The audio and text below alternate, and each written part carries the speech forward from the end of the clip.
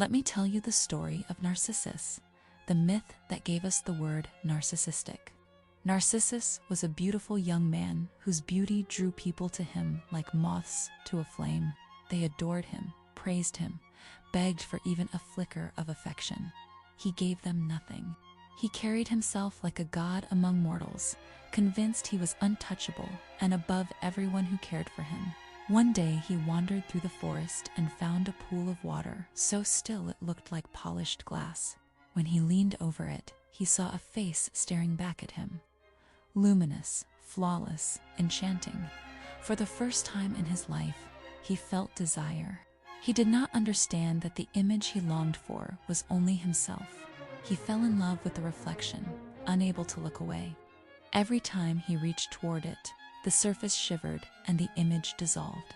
But the moment the water stilled, the face returned, and so did his obsession.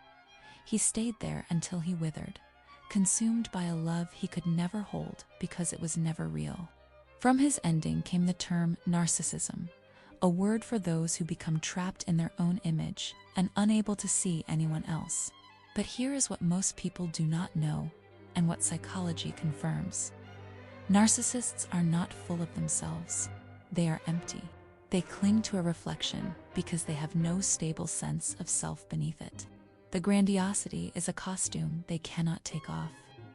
The admiration they demand is the only thing keeping their fragile world from collapsing. They cannot connect deeply because they fear that if they stop performing, they will disappear. I say this with honesty and experience. I was raised by one. I know the damage and the grief it creates, and I know the emptiness that drives it. So yes, I am saddened for narcissists. Not to excuse them, not to soften the reality of what they do, but because they will never know a grounded self.